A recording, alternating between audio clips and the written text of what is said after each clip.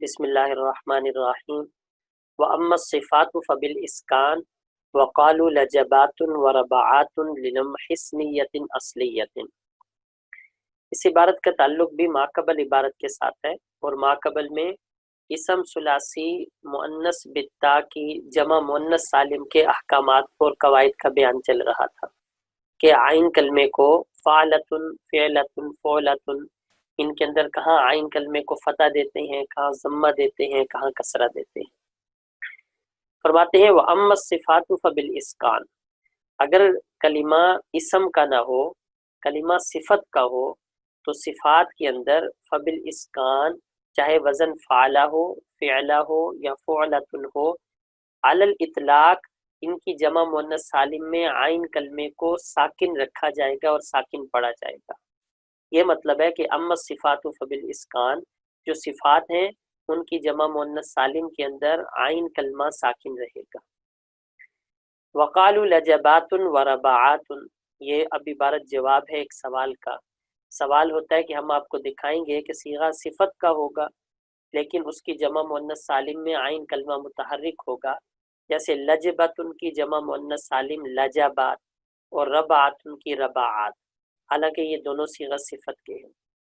تو اس کا جواب دے رہی ہیں کہ لجبات اور ربعات ان میں اسمیت اصلیہ کہ اصل میں یہ لفظ اسم تھے، ان کی بو پائی جاتی ہے، تو اسم کی بو پائی جانے کی وجہ سے ان کلمات کے اندر عین کلمے کو فتح دی گئی، ورنہ جو صفات محضہ ہے جن میں اسمیت کی بو بھی نہیں پائی جاتی، صفات محضہ کے اندر عین کلمے کو ہر حال میں ساکن رکھا جائے گا۔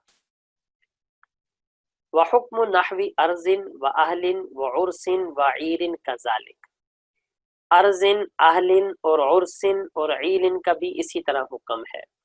ارض، اہل، عرس یہ الفاظ مؤنث سمائی ہیں، تو مصنف یہ فرما رہے ہیں کہ مؤنث سمائی کا حکم بھی مؤنث قیاسی کا ہی ہے، کہ مؤنث قیاسی کے اندر جہاں عین کلمے کو فتح دی جاتی ہے تو مؤنث سمائی کے اندر بھی عین کلمے کو فتح دی جائے گی۔ لہٰذا ارض اس کی جمع مؤنث سالم ارازات آئے گی، اہل اس کی اہالات آئے گی، عرس اس کی عروسات اور عوراسات دونوں لانا ٹھیک ہے، عیر اس کی جمع مؤنث سالم عیارات لائی جائے گی۔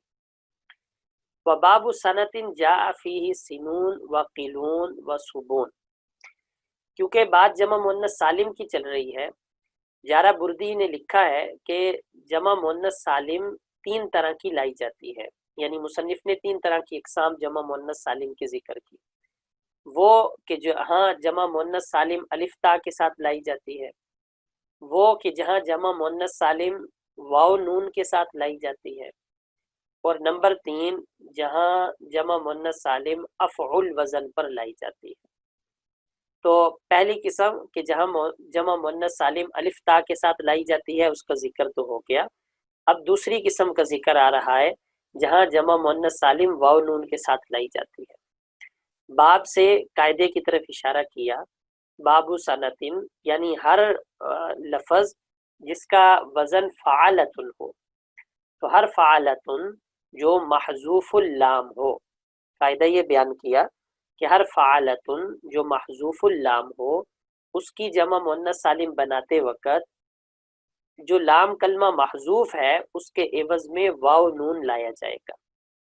اب واو نون لانے کے بعد جو فا کلمہ ہے اس کو کبھی تو کسرہ دیتے ہیں، جیسے سنتن، اس کے اندر واو یعنی لام کلمہ محذوف ہے تو کبھی تو اس کے عوض میں واو نون لا کر اور سین جو کہ فا کلمہ ہے اس کو کسرہ دے کر اس کی جمع مؤنث سالم سینون آئے گی۔ اسی طرح قلتن جس کی اصل قلبن تھی، فعل وزن پر ہے، تو اس کی جمع مؤنث سالم قلون لائی جائے گی۔ اور کبھی عین کلمے کو ضمہ دے کر پھر اس کی جمع مؤنث سالم واو نون کے ساتھ لائی جاتی ہے، لہٰذا ثابتن کے اندر سبون اور قلون یہ بھی جمع مؤنث سالم لائی گئی۔ اور کبھی لام کلمے کو رد کر کے پھر الف تا کے ساتھ جمع مؤنث سالم لائی جاتی ہے، لہٰذا سنتن کے اندر سنواتن اور عزتن کے اندر عزاواتن جمع مؤنث سالم لائی گئی۔ اور کبھی بغیر رد کیے ہی الف تا کے ساتھ جمع مؤنث سالم لائی جاتی ہے، جیسے سبتن کے اندر سباتن اور حنتن کے اندر حناتن۔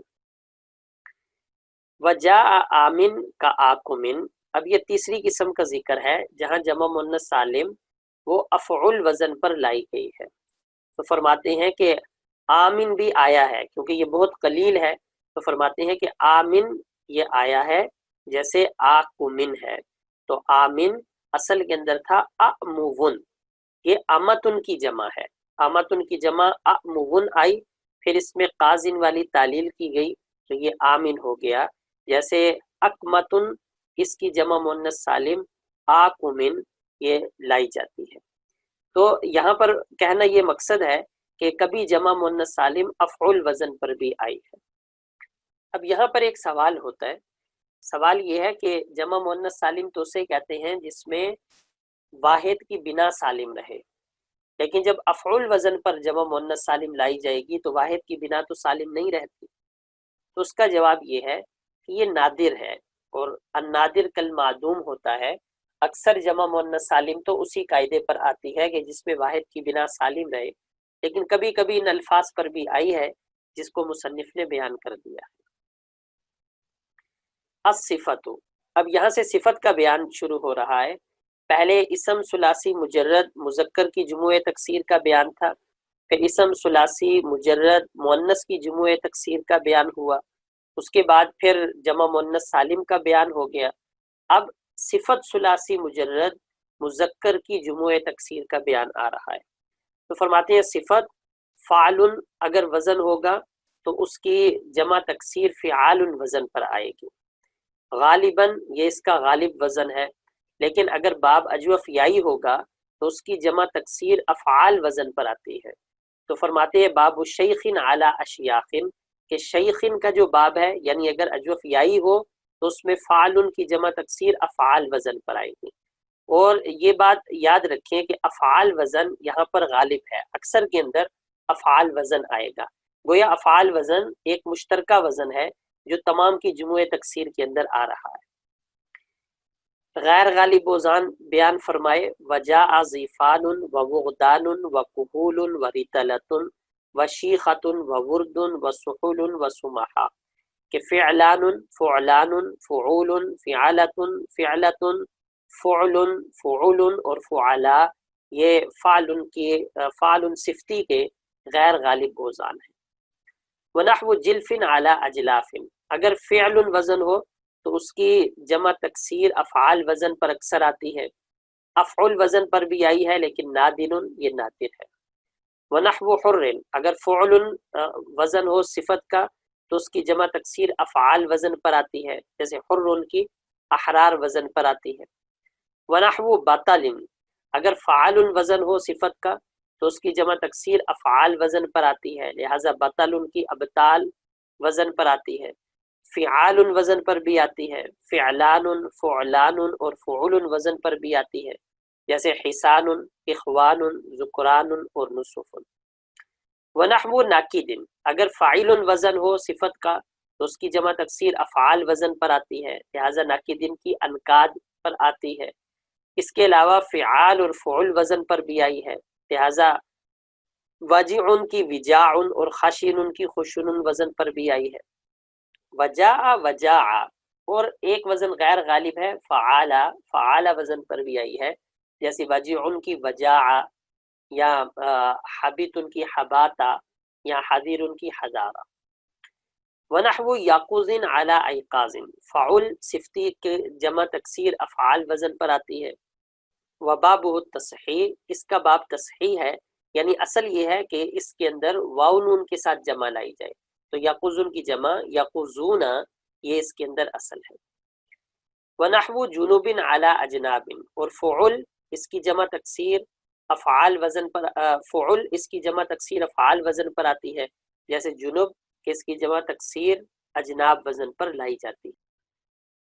والجمیع یجمع جمع السلامۃ للعقلاء الذکور واما مؤنثه فبالالف والتاء لا غیر۔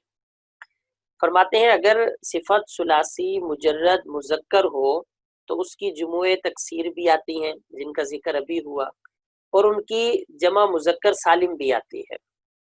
وَأَمَّا مُؤَنَّثُهُ، لیکن اگر صفت ثلاثی مجرد مؤنث ہو تو اس کی جموع تکسیر نہیں آتی۔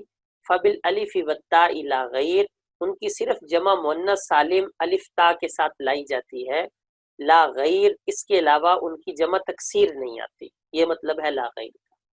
جیسے عبلات، عبلت کے اندر حاضرات اور یقظات۔ الا نحو عبلت، اب یہ الا استثناء ہے لا غیر سے، مگر دو الفاظ ہیں کہ ان کی کہ وہ صفت ثلاثی مجرد مؤنث کی ہے، اس کے باوجود ان کی جمع تکسیر لائی گئی ہے۔ تو فرماتے ہیں اگر فعلت وزن ہو جیسے عبلت، تو اس کی جمع تکسیر فعال وزن پر لائی گئی ہے، جیسے عبال وزن پر آئی ہے۔ وقالوا علاج فی جمع علجت، اسی طرح اگر فعلت وزن ہو تو اس میں بھی عرب لوگ فعال وزن پر اس کی جمع تکسیر لائے ہیں۔